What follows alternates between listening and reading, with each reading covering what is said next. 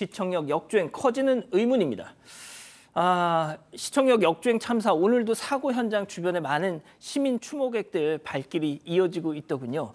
자, 역시나 중요한 건 가해자인 운전자 말처럼 급발진이냐 아니면 운전 부주의에 따른 풀 엑셀이냐 이 문제일 텐데 자, 경찰의 수사 진행 상황 설명해 주시죠.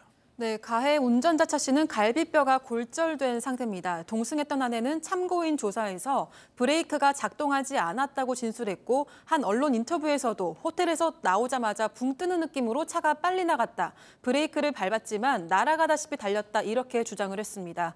그런데 일부 언론에 따르면 경찰이 확보한 블랙박스 영상에는 차 씨 부부가 놀란 듯이 어어하는 음성과 동승자인 아내의 비명만 남아있었다고 보도했습니다. 통상적으로 급발진 의심사고 블랙박스에는 차가 이상하다, 브레이크가 먹통이다 이런 당황한 목소리가 담겨있는 경우가 많다고 알려졌습니다.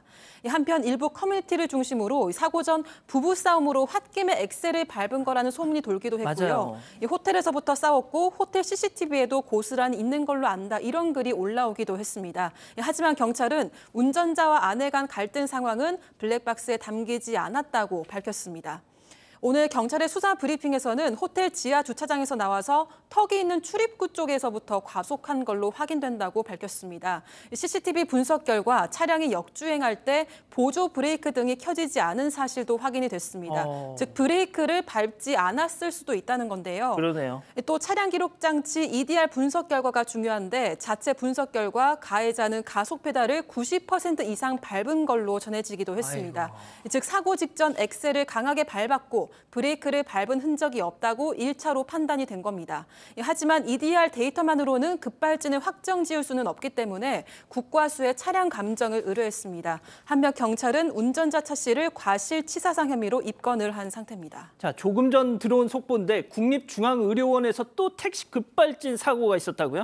네, 오늘 오후 5시 18분쯤이었는데요. 70대 택시기사가 몰던 차량이 서울 중구 국립중앙의료원 응급실로 돌진을 해서 총 3명의 부상자가 발생했습니다.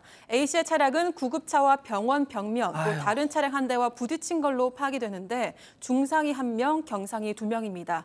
A씨는 경찰 조사에서 급발진을 주장한 걸로 알려졌습니다.